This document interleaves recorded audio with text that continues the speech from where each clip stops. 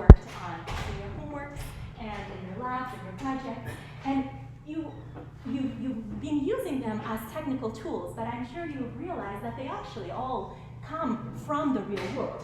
They have real functions in the world. Someone put them together for real purposes. Bike sharing, right? That was probably a private company that put together a list that tried to understand the role of its bikes in a certain city, how many users it has, how it can change as a result of that data to kind of improve service in that city. Or even the iris flex data set, right? That has a real life application of for scientists trying to understand the taxonomy of plants and making knowledge through their data analysis and categorization practices. So all of these have a real world kind of grounding, and working on them helps to transform real world context as well. And that's what we want to show you by working through a hypothetical scenario. I emphasize the word hypothetical, that draws upon the Trump's tweets data set that you worked with, and also taps into the spam project that you worked with. So imagine, this is the scenario. Imagine that, well, okay, so the context, if you've been reading the news, or even if you haven't, you probably are aware that the case of the president's Twitter account has sparked a lot of debate in this country and around the world. And imagine that you are a data scientist who's been hired to Twitter's trust and safety team.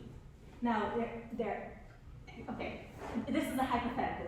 Twitter has a trust and safety council. I'm not sure they have a trust and safety internal team, but anyway, other companies do, so work with us.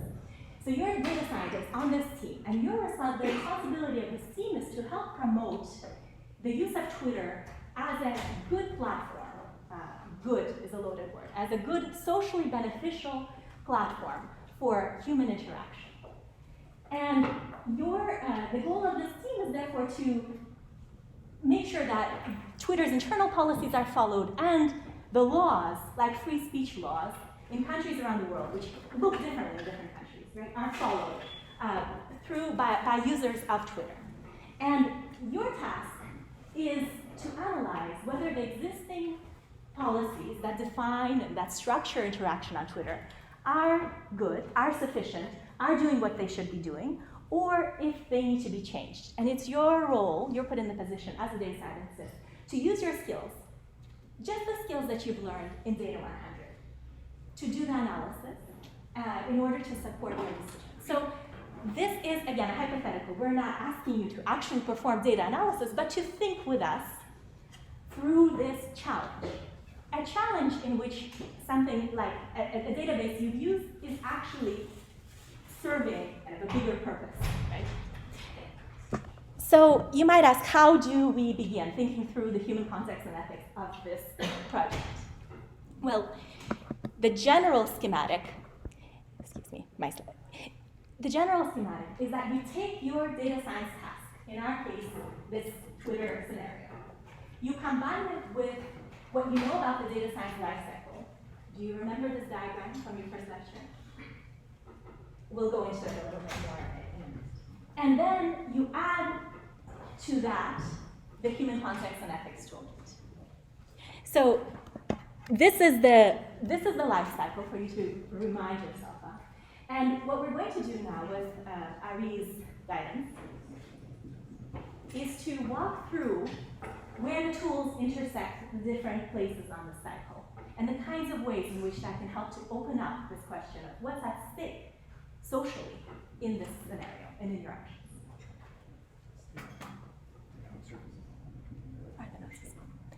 I don't think they're visible. Yeah. Mm-hmm.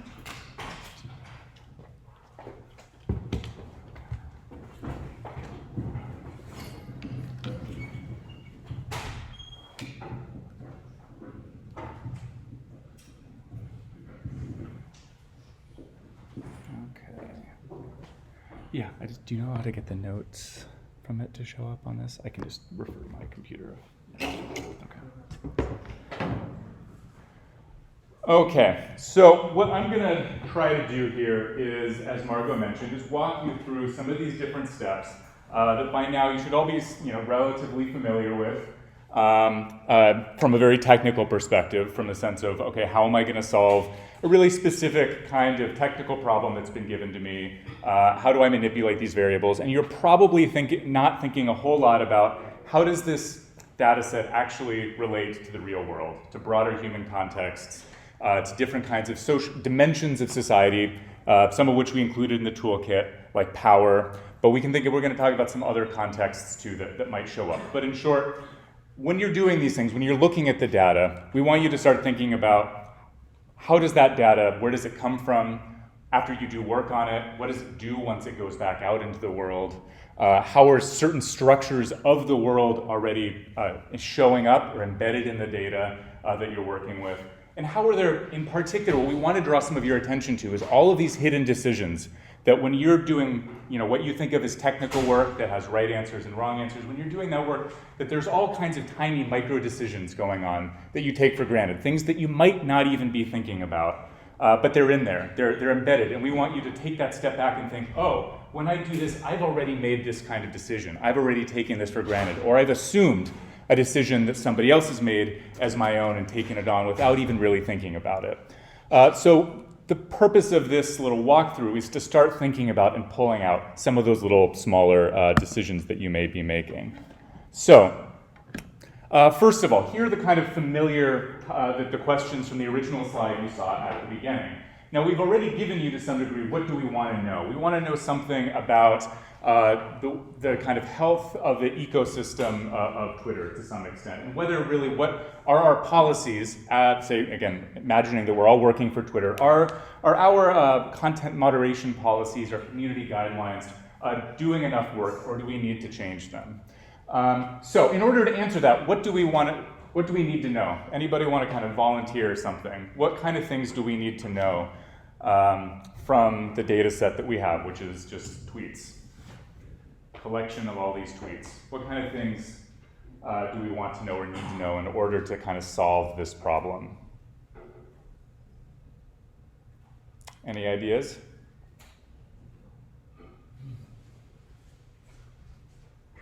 Give you guys a moment to think it over. Yeah? Okay, so date and time might have something to do with this. That'd be part of the metadata, right, that we would have for any given tweet. I think we kind of can show, is it in a later tweet? Okay, or a later slide. Okay, so some of the metadata, including the date and time. What else might be contained in the tweets that we would be, what is the data we're looking at? What is it really? What are the various things? So there's date and time are part of the metadata. What else? Yeah? Location. Okay, location. Date, time, location. What else is in there? Not just in the metadata, but in our data in general. Yeah? The user. Okay, the user, right. Who's actually posting the tweet? That's one kind of person that's in there. What else? Yeah? Links to other websites. Links to other websites. They may have posted links. Okay, great. Anything else? Yeah? Ads to other users. Ads to other users, right? So there's a lot of people already embedded in this, right? It's not just the person tweeting. Maybe they're tweeting about other people, they're tweeting at other people directly. We'll come back to this in a moment. Okay, so that's some of the things, some of the data that we're working with. But again, what do we want to know? How do we use some of this data to make, to start to say something about, are our policies creating the right kind of ecosystem? What kind of knowledge do we want to gain? We need to, test some hypotheses on the data. What kind of things do we want to know from these tweets to help us assess this question? Any tools that you've used in this class, for example? Yeah? Sentiment analysis all the time. Okay, great. We could use sentiment analysis. You guys used Vader sentiment analysis and use that on the tweets to get a sense of what's the relative proportion of positive or negative in the tweets. Okay, so that's something. That's, we'll get to that in a second, in the third slide when we look at the tools, but that's the kind of idea. So we want to know something about what do these tweets say?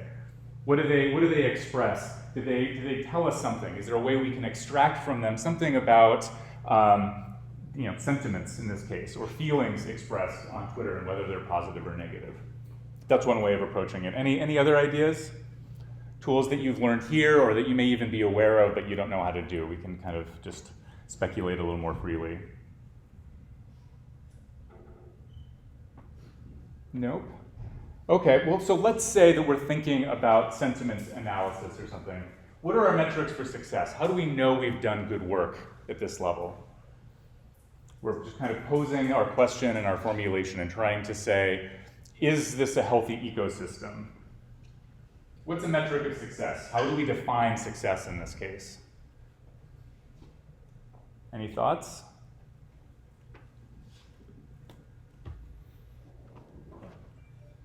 How would you define success? How do you define a healthy ecosystem? A healthy information ecosystem, a healthy community on Twitter? Yeah? Maybe a high variance in like sentiment output, so you have like a lot of like negative and positive tweets. Okay, high variance. So it's not even just sort of the net overall, but sort of the highly just incredibly negative ones on the one side, but maybe very positive ones. Okay, so that could be one way of assessing it. So it's not just super negative. That could be, maybe tell us things are really bad, or super positive overall. That could tell us things are really good, but actually like a mix of intense extremes. So that might be one metric that we could choose to do. Anything else? Yeah. A high level of engagement, like retweets. High level engagement, right. So things like retweets, which we can also track. That tells us that it's a healthy ecosystem because people aren't just posting things on it, they're interacting on it, right? So it's not just lots and lots of information being put out there, but it's actually people communicating and interacting with one another. Maybe that's a variable for a healthy ecosystem. Okay, what we've already started to do while answering these more technical questions is start to ask questions about things like contexts. So we've put a few of these things up here, some of the, a kind of subset of some of the types of questions that we want you to start asking. And what I've done is to put in bold the names of some of the tools that you see on the handout that we gave out. So I'm going to maybe talk about these a little bit and see if maybe you would have some just preliminary hypothetical answers to some of these. So first, whenever you're sitting down and doing something like this, and again, maybe it's taken for granted because you've been hired to do something, you're told to do this task, and it's just taken for granted that you're the expert that has the relevant knowledge to do this. But why is that? And do you think that in every case you as a data scientist are the relevant expert on this question?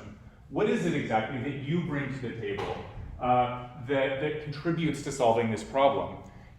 Do you have all of the relevant expertise, and are there other people that you might want to consult? Do you realize no matter how good I am at doing data analytics, maybe there's something that I don't know, or there's something that I'm missing, and I need to work with experts in something else in order to really be able to pull all the relevant, to make the relevant conclusions, to think through, am I drawing up my categories correctly? Am I feature engineering for the best features for this particular case in the real world? So in this case, I mean, let's think about this for a moment. Are you as a data scientist a relevant expert to assess this?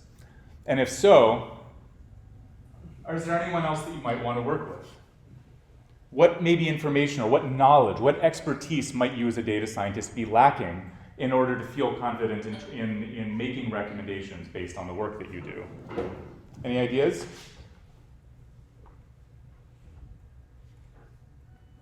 Yeah. The sort of specialty that the data's in, whether it's nuclear engineering or sociology, you need some other expert for that. Okay, so some kind of domain expertise. What, in this case, what is the domain expertise you think would be most relevant? Maybe you have it, maybe you don't, and if you don't, how do you go find that stuff out before you sort of just say, oh, I know I can do this, I got the tools, so I'll wing it. Being able to think about having that, we call this like meta expertise, being able to know who to ask to help you with these things is a really important skill to have when you're working on projects that have potentially really massive implications. So for this kind of problem, who might you ask?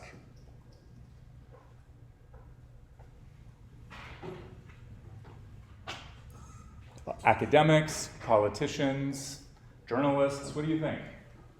Any ideas? I'd probably talk to like a free speech lawyer or like a constitutional lawyer. Okay.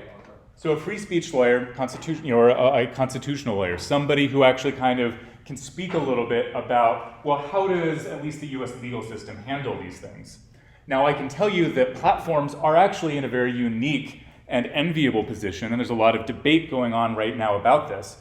Because of something called Section 230 of the Telecommunications Act, platforms exist in this sort of nether space where they're not exactly publishers, they're not content producers. So what that means is they can censor basically in almost any way they want without getting into legal trouble.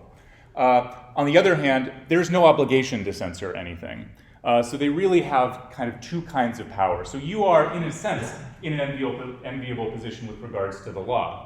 Again, knowing the law, maybe you want your policies to reflect the First Amendment, which is something that a lot of platforms have done. They want to say, oh, we want to be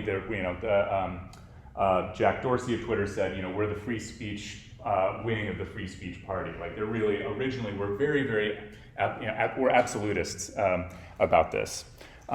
So again, that's the kind of relevant context you might want to be thinking about. That's part of, what are the broader contexts and stakes of this task? So that's one of the contexts, the kind of the legal context. How does it bear on what you're doing? That's a relevant expert you might want to consult. How does it negotiate existing power structures? So the law might be one of those. What other ways might power be involved in dealing with this question of regulating speech? What kind of, the way that we pose the question, what are some ways that power might be involved that might make you feel like, if I start regulating this speech, what problems might I run into? And this is something that Twitter and other platforms have indeed run into when they try to moderate their content. What kinds of power show up?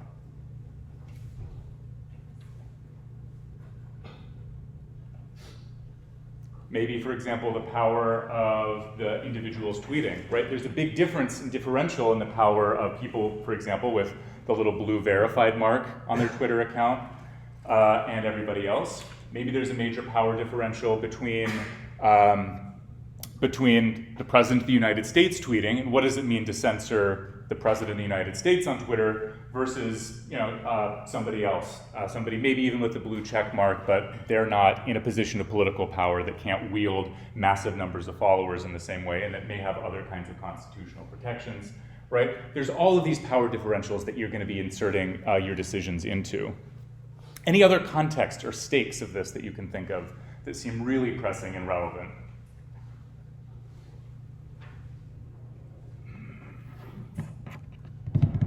Nothing? Okay, I'll keep moving on. So another thing to think about at this stage, right, is, and this is connected to what made it so that you have been authorized as a data scientist, as somebody who is considered to have the relevant expertise. And that belongs to what we're calling a social technical imaginary. And that's why I phrase this, what social values do those people who have hired you, what do they imagine, what social values do they imagine this technology, your data, and when I say technology here, I'm just talking about the analytical techniques that you bring to bear to this platform.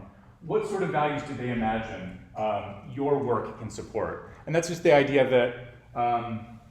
that your type of analytics actually are the best way to do this. That's a kind of valuation, right? That's it's not something that we can take for granted. It's not just simply an objective fact about the world. It's a decision that's been made with certain values in mind, and an idea that we can actually improve certain features of the world by doing rigorous data analytics on them, drawing conclusions and making recommendations, and that data will actually give us the relevant information to help us improve the world. That's something we can't take for granted. And in our full course, we'd spend more time going back in history and talking about why is it that things like quantification becomes a way of making, a legitimate way of making arguments. It's not something we take for granted, or it's now something that we take for granted, but it's not simply just, again, a fact about the world. Think about why it is, and is it in this case always appropriate? So let's keep moving on, thinking about data acquisition and cleaning for a moment. So let's just say that we have chosen to use Vader and do sentiment analysis to look, to sort of do our work, to try to analyze the data according to some kind of a version of positive or negative, or maybe we'll create our own version of the tool. We'll call it healthy versus toxic. Just to reference, these aren't just positive or negative, but the sentiment somehow is healthy for the community and toxic or toxic for the health of that community. And that's kind of this classification that we're going to impose onto what we already have, onto the way that the data is already labeled. So we've talked a little bit about what data we have. What other data might we need? Anything else? Any other data that we want to collect, or are we just going to say, oh, we have all the data, we're just going to use all of the tweets in existence and analyze them? That's a decision we could make. Or we could look more specifically at, do we just look at the tweets of influencers, people with a certain number of followers, people with a verified check mark? These are all options that we can make. What do you think? Are there advantages or disadvantages to just choosing that narrower subset versus sort of all of the tweets in existence? Which data do we use? Why might that make a big difference? Any thoughts?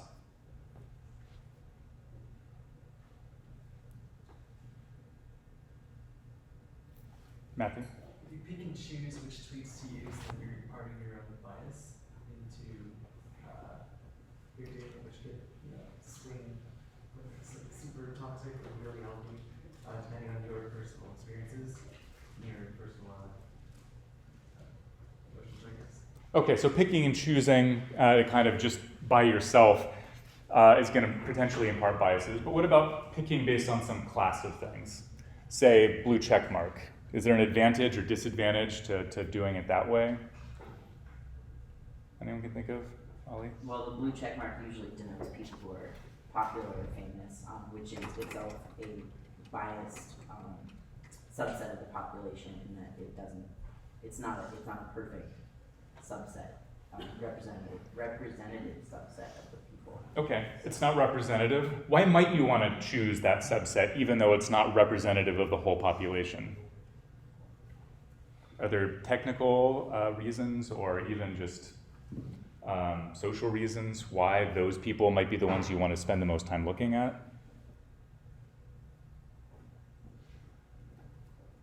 Well, just a random person may not have as much influence as someone with a blue check mark. So it would be worth it to focus on the blue check mark people because they have the most influence. Okay, right. You're worried about the health of the ecosystem.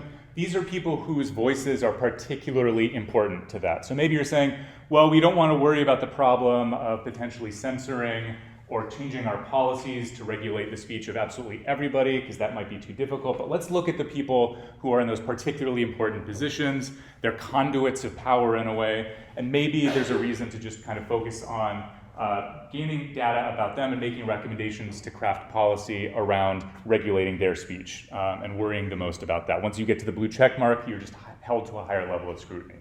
That could be something we have in the back of our minds. So I'm going to bring up the kind of the HCE questions that we have here that kind of go along at this point. We've already sort of touched on this a little bit, but I want to talk. And we've talked a little bit about context, the context of its collection. That's straightforward in this case. That's not always going to be the case. You're often going to encounter data sets whose provenance is unknown to you. You don't know where it came from.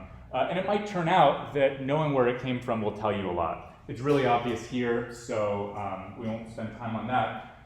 Representation is this really crucial tool and feature in our toolkit. And it serves a lot of different functions. But right here, part of what we're doing, these next two kind of sections are closely connected to one another, is about who and what is represented and what kinds of identities, right? Human identities are also things that are constructed, they're contingent, they're not simply given things. Now, the data that we have with us already has a kind of classification system involved in it, but we're looking, actually I'm gonna hold off on the classification for a moment. I mean, identities are something that also come out of classification systems, things like gender, what genders how we understand genders, how we divide them up, how many genders we think there are, for instance. Those things are classification systems that can produce and alter and structure identities. And in this case, right, there are lots of kinds of identities that might show up in different ways in our data. What sorts of, we already kind of touched on this, but what exactly, who and what kind of identities might be represented in our data?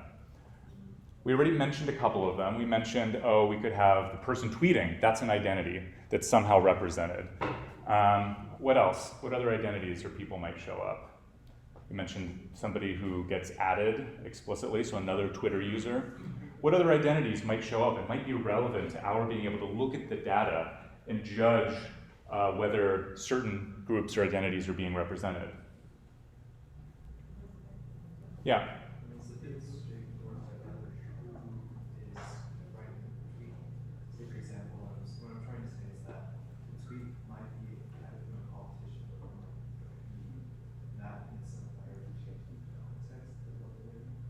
Right, so it's not just the name, right, of the Twitter user, it's who they are. And that kind of metadata might not, that's not in the kind of the metadata. It might be in their like personal bio, or that might be information that you have to get from somewhere else. But clearly, that's a really important piece of context when you're trying to analyze the meaning and sentiment of a particular tweet, to know if it's sarcastic or not. Is this a politician or is this a comedian? That all might be really relevant information in order to make judgments about the meaning of these tweets. Any other identities that might show up? Right, these don't even just have to be individual identities. This could be groups of people, protected classes. This could be genders or races, ethnicities, religions, political ideologies that can be maybe referenced in the text of the tweet. And that also is a really important way that we might try to break things up and create a classifier that says something about sentiments in tweets related to certain protected groups, or even non-protected groups, or even we could do analyses that tell us something about what are the kind of the really salient group identities that are being represented in a particular data set. Okay, we're running out of time, so I'm just gonna like really quickly look at the next couple slides here. Right, we have exploratory data analysis and visualization. So when you're actually trying to produce something in the end, what kind of classification system are you using? We started to touch on that a little bit.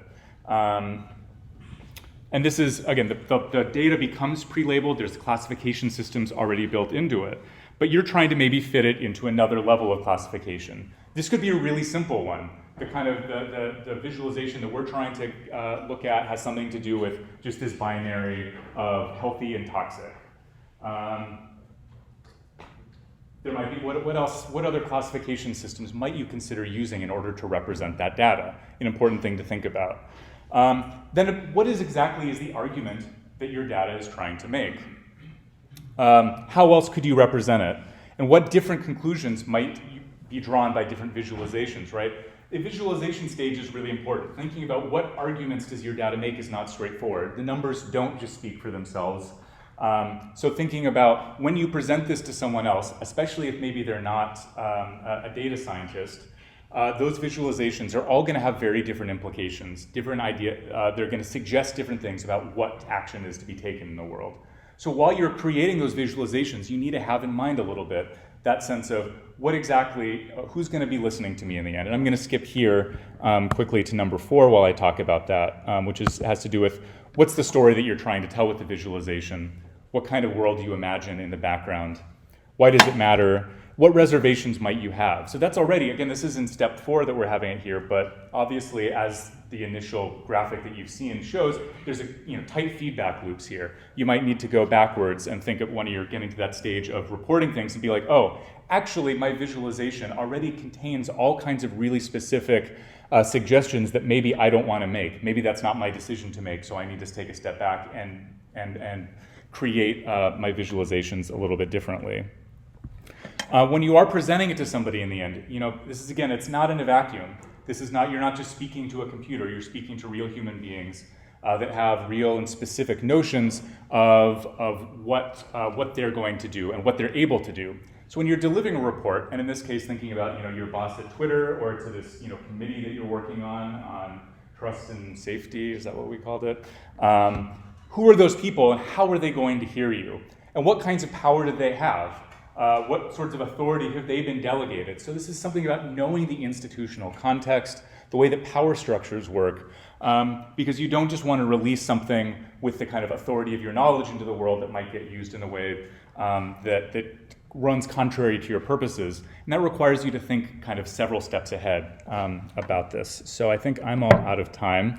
So just kind of one final word about this. What we're getting at here, right, is that the ethics of doing data science isn't just simply about thinking about values. It's not simply thinking about what's right or wrong. It's that at every kind of stage of your workflow, there's going to be questions that you don't know exactly what the ethical valence of it is if you don't understand how it embeds in this wider world. And that's where some of these tools come in handy for you to start thinking about what is that wider world, how is it constructed, how do the tools that I'm working with, and I'm saying like the technical tools I'm working with, reconfigure and reconstitute that world. And ethical action, ethical behavior is completely indissociable from that level of sort of general knowledge about, and very general practical knowledge about how does the world work and how do my tools embed within it. So I'm going to stop there. Thank you very much.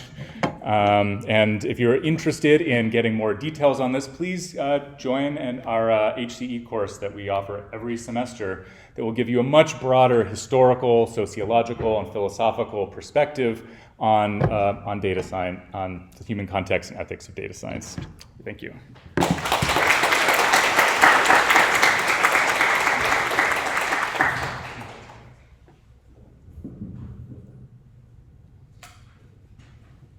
Can we give one more round of applause to the Human Context and Ethics team?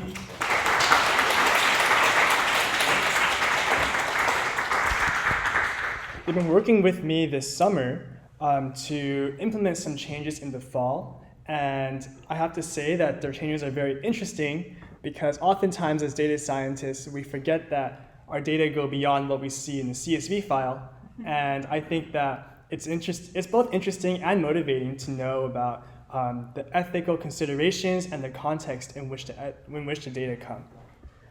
All right. I have some announcements, and then we'll take a break to fill out attendance and a survey. So here we go. As a reminder, Project 3 is out. I do suggest getting started early, because the earlier you start, the earlier you can study for your final and be more prepared for it. Our final is happening next Thursday from 9:30 to 12:30. We're still scheduling rooms, but we'll send out an email when we know where we're going to have it. You can bring 2 cheat sheets, bring a pencil and eraser, and we'll provide the reference sheet again. I do want to note that the second half of the class will have about double the emphasis as the first half of the class. So when you're studying, do allocate your time accordingly. There'll be more points allocated to the second half of the class. We haven't finished our arrangements for special accommodations, but we're working on it, and we'll email you soon. Okay. We're sending out OKPie grades tomorrow, so keep an eye out for that. Homework 4 and 5 GradeScope grades should be available to you. Homework 6 and Project 2, we're really trying to get these assignments graded before the final, but I don't think that we'll be able to get Project 3 graded before the final, so we'll do our best. But do keep in mind that we're just trying our best here to get our grades in. I want to remind you that your lowest 2 lab scores and your lowest 2 homework scores will be dropped.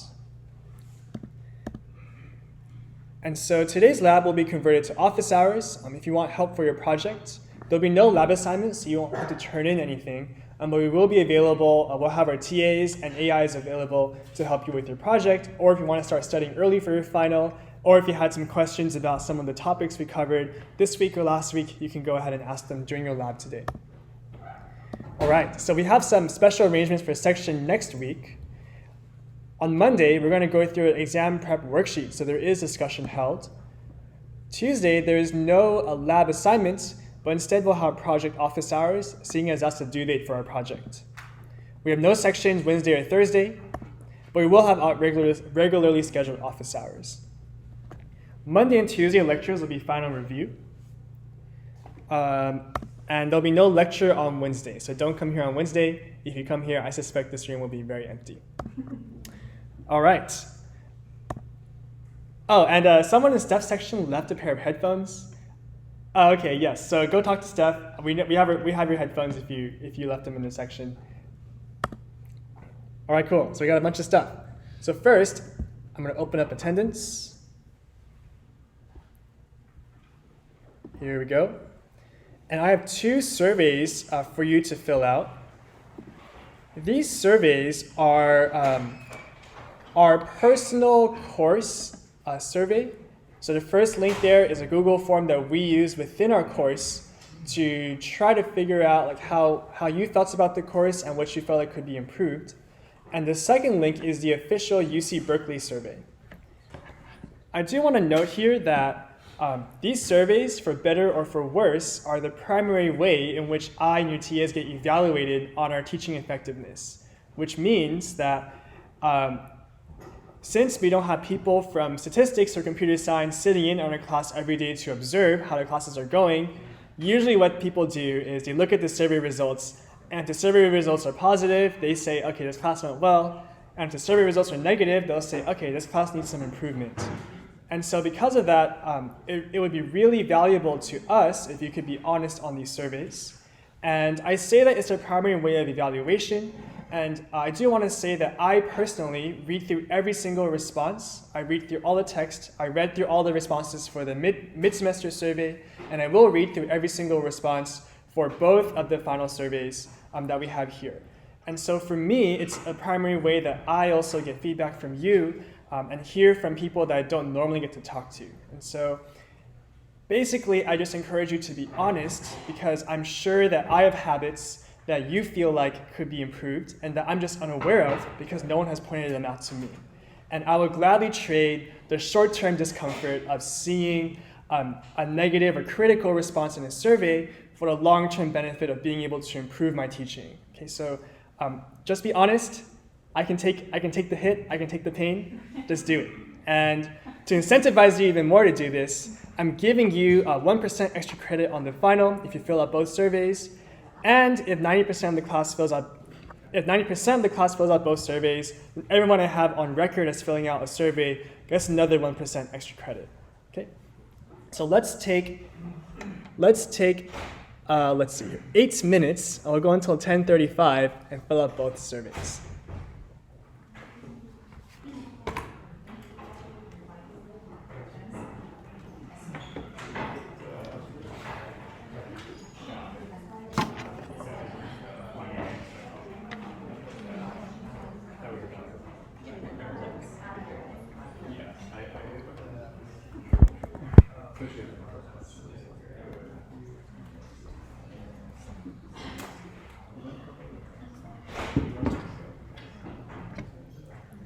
Is this someone's phone?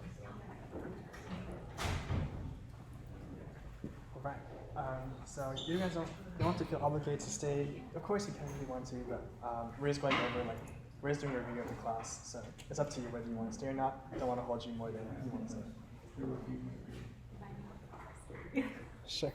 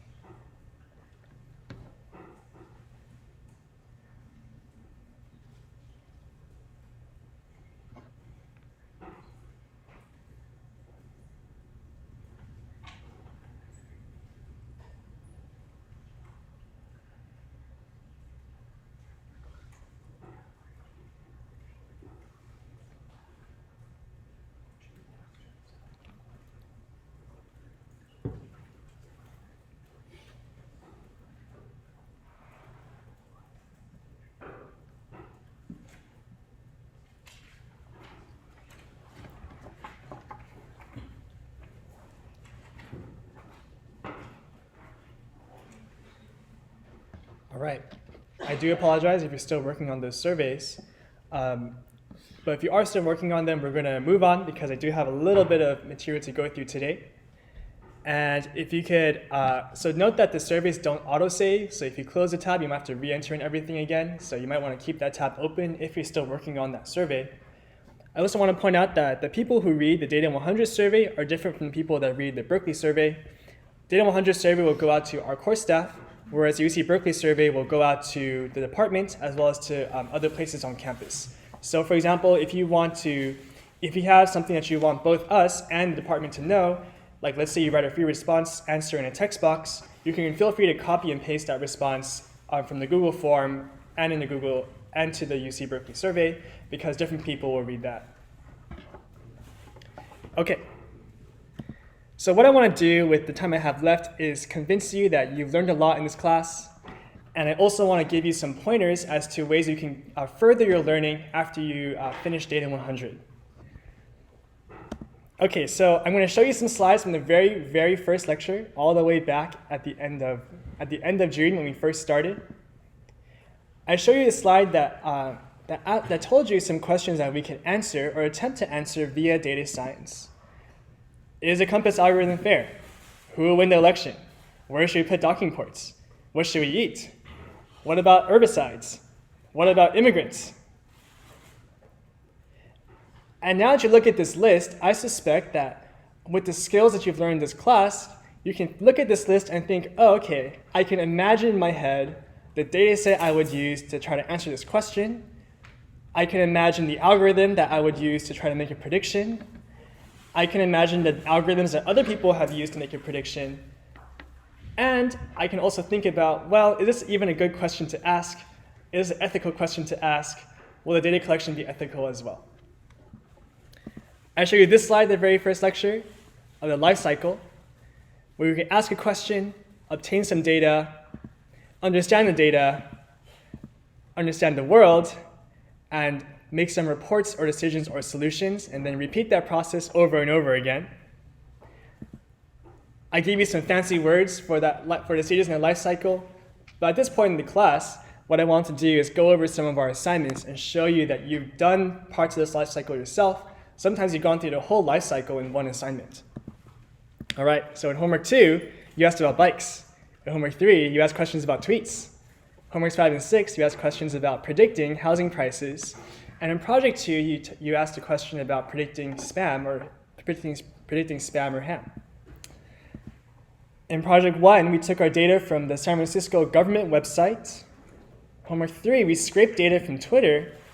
Project 3, we looked at the New York City government website. And I don't have it here, but in homeworks 5 and 6 with the Ames housing data set, that data set was actually collected by a researcher who traveled to Ames and asked the government there for their data set, and he converted it from an Excel file to a CSV file, and then that's what we decided to use for our assignment.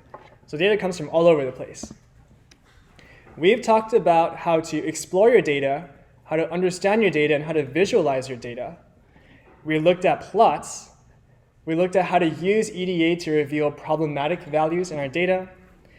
And we found that oftentimes plots can also reveal useful features or informative features for a predictive model. Sometimes in data analysis, the plots are the result of the analysis. Sometimes you don't want to make a prediction about future values. Sometimes you want to look at the history or the patterns that have occurred in the past. And the primary way to do that and to communicate those results is via visualization. You've also had practice with predictions and inference. Homeworks 5 and 6 use linear regression. We talked about logistic regression and improving models. And in project 3, which I suspect many of you are working on now, we're going to use a regression model inside of a decision tree to predict taxi trip duration. Okay, so you've gone through all 4 stages of the life cycle multiple times at this point in the class. You've learned a lot of tools. I'm not going to list them all, but here they are. Wow, it's a lot of tools. You've learned to answer a lot of questions about manipulating data tables, transforming data, data problems, visualizations, complex visualizations, understanding high-dimensional data, large data tables, inferences, and predictions.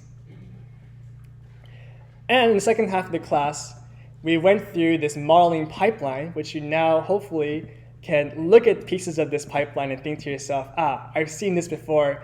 Maybe I can understand it some more if I go back to lectures and review, and go back to assignments and review what I did.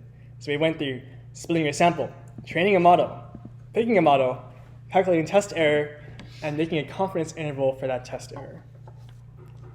It's a lot of stuff. And I think if you made it this far in the class, you should give yourself a pat on the back no matter how good or bad you feel about your current level of understanding, because to even make it this far in the class is an achievement in and of itself. So what's next?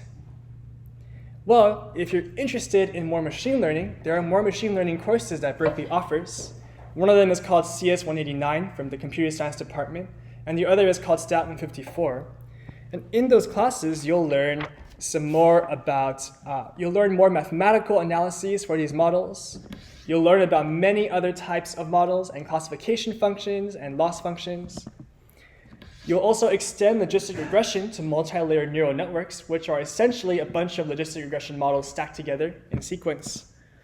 And you'll also learn more about unsupervised learning, which involves learning from data even when you don't have labels for it. And you'll learn about techniques like clustering and dimensionality reduction and things that go beyond PCA, which is what we've learned in this class. You can also take CS182, which is a class that's focused solely on neural networks. You'll learn about applications of neural networks. You'll learn about neural network problems and alternatives to gradient descent. You don't have to. You can take both CS189 and CS182. I would say those classes cover largely different segments of material. CS182 is focused primarily on neural networks and all the applications and extensions of them. It turns out that focusing on one technique is useful because that one technique has been the primary way that we've been making progress in prediction for the last few years. You can also take Data 102, which is coming out in the fall. It's being piloted in the fall, so if you're really excited about taking a new class, you can take 102. If you want to take the class after it's been polished, after a few semesters of iteration, that's totally cool too.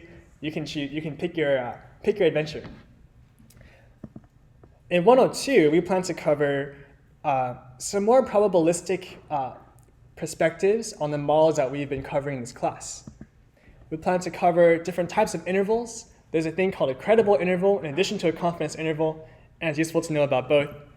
We'll talk about Bayesian and frequentist approaches. We'll talk about bandit problems, privacy problems, data problems. All of these things happen in real life, and we think that 102 is like the launching pad for a lot of further investigations in data science, can probably provide a foundation for research in data science or specialization in data science to a particular domain. They have a lot more planned, and who knows how much they'll be able to fit into a semester, but I have high hopes for that team because they were working really hard on this class. What should you do outside this class? If you want to get better as a data scientist, the primary way you get better is by practicing. And the primary way you practice is to find some data sets, find some questions you want to answer about the world, and do the analysis yourself. You can look online for data sets, which are the easiest way to do that. You can go into research groups and ask them if you can help them with their analyses. You can also explain discoveries to someone else who took the class. Whenever you do analysis on your own, you'll learn something new, and the best way to solidify that knowledge is to explain it to someone else. I suggest working with others who have more and different experiences from you to get different perspectives. And if you're doing something important, it's really important to check your work because it's easy for very subtle issues to appear while doing data science, and it's useful to be careful if you're doing some mission-critical decisions. Since Data 100 is also a new class, we're also interested as a staff to hear what you're doing next. I am personally interested in hearing what you're going to do next, and the things that you do with the concepts and the materials you learn in this class. So if you want to shoot me an email about what you did, I would love to hear it. If you want to shoot your TA an email about something that you did, I'm sure they would love to hear it too.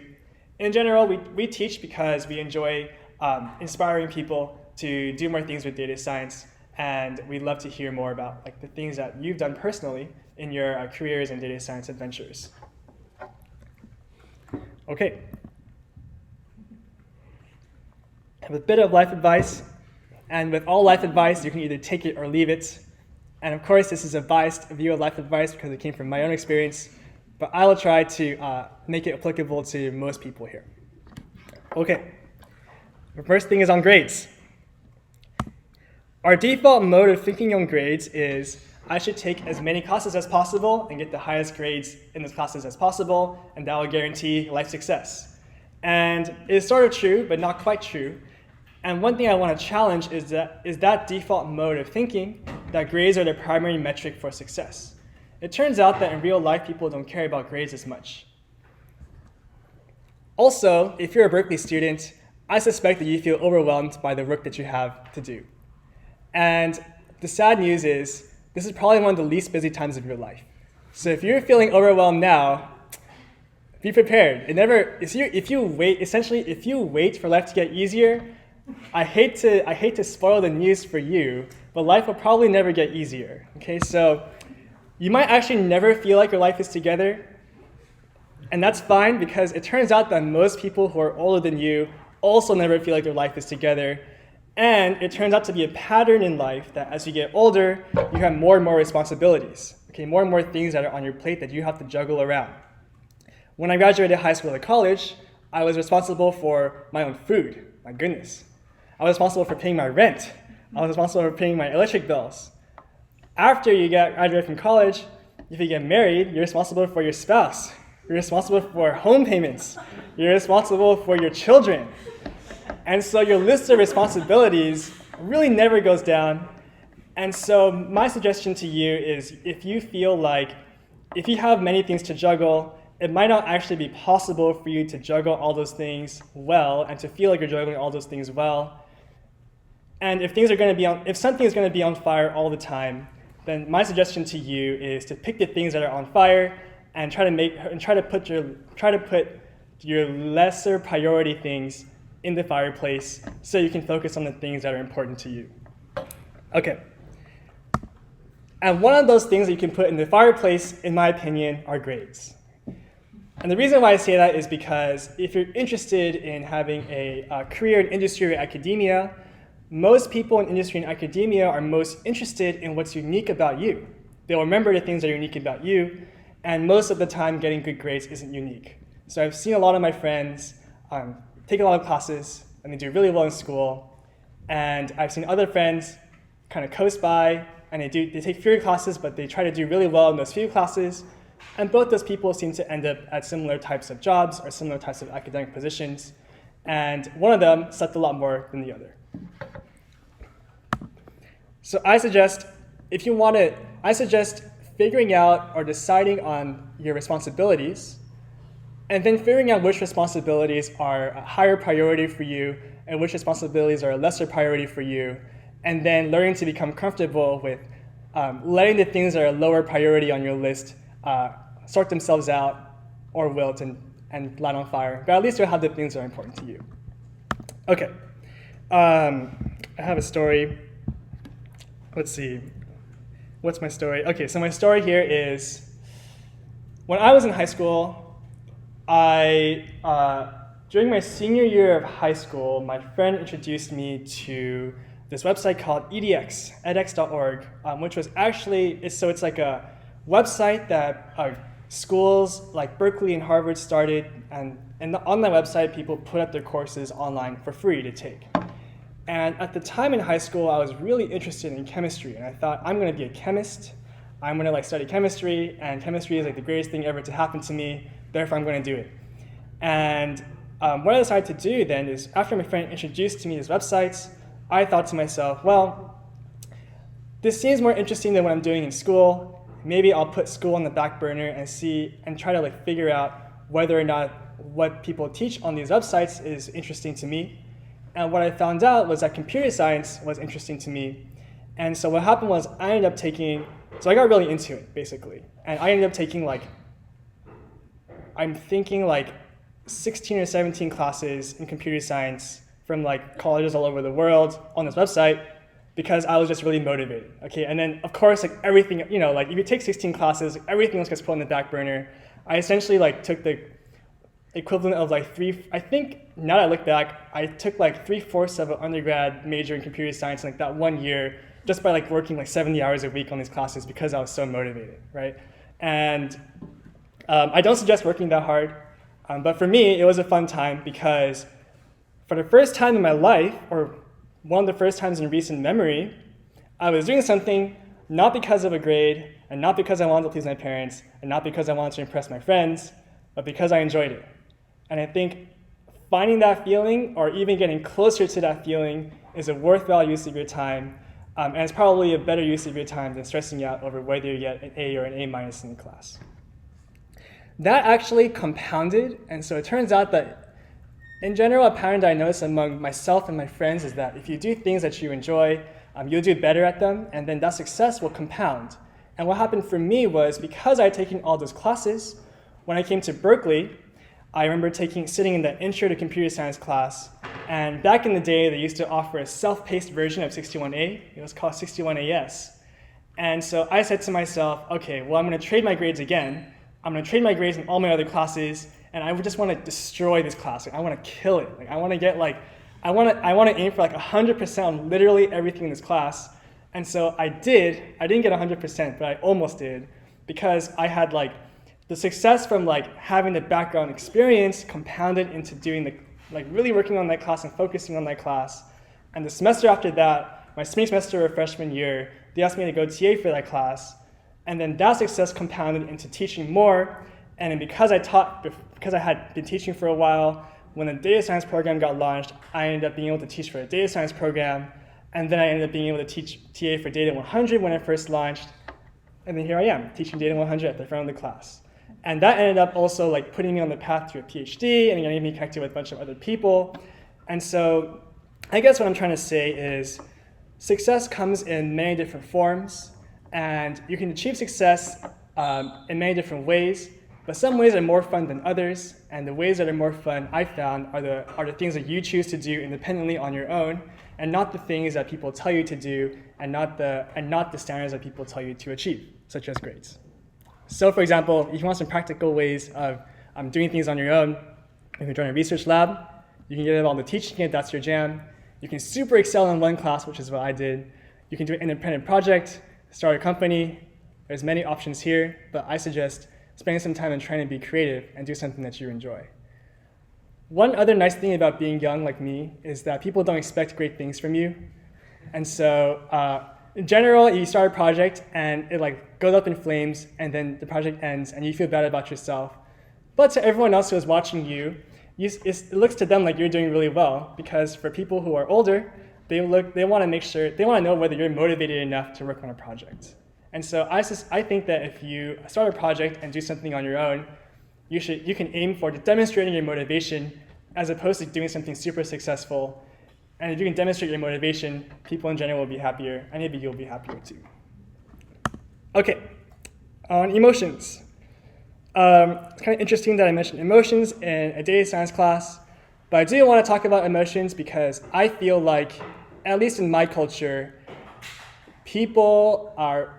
my culture has trained me well up to a few years ago on how to be intellectual, on how to train my body physically, on the cultural expectations of family, but I haven't, at least in my experience, I have not had much instruction on a healthy way to like process emotions. And in fact, in my culture, a lot of times we're told to just suppress our emotions because they're useless and inefficient, which is what I thought. Turns out they're not like that. They can be troublesome, but to me, emotions are smoke to a fire. And at Berkeley, you'll probably notice this too, if it doesn't happen to you, that many of your friends will work really hard and then crash and burn and then have a bad time. And in fact, that happened to me too. And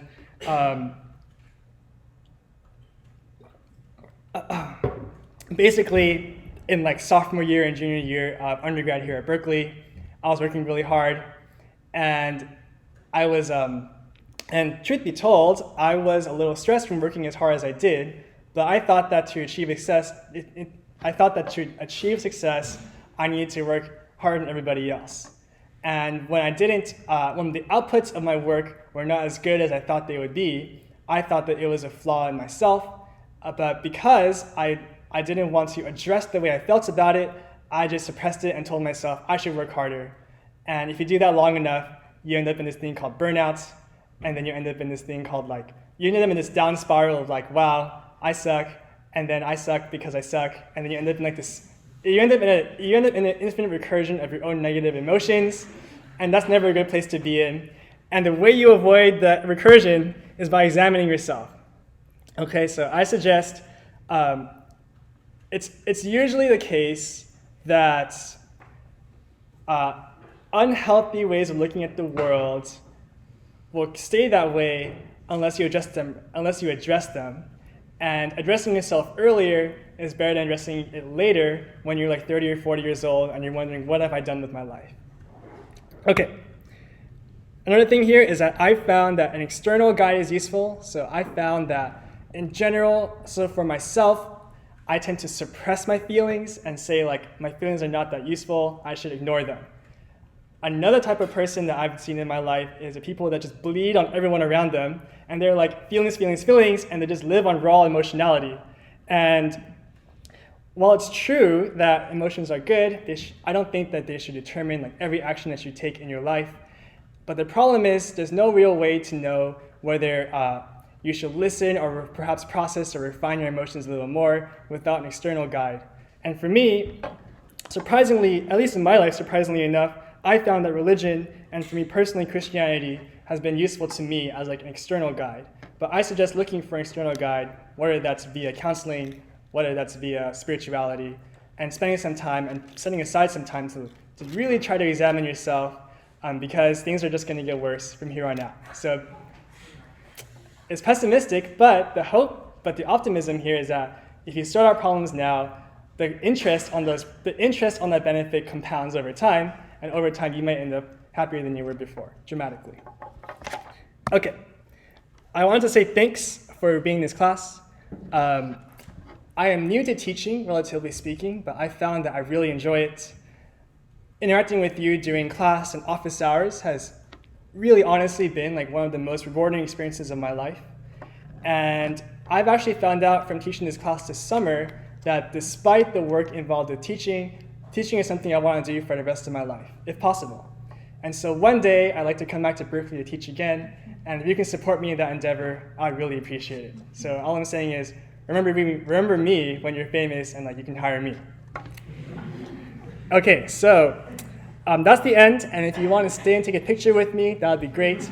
It's not really for me, it's really from my parents who are always asking me about my students. So if you stay and want to take a selfie, I'm cool with that. But otherwise, that's the end. Thanks for being a good class.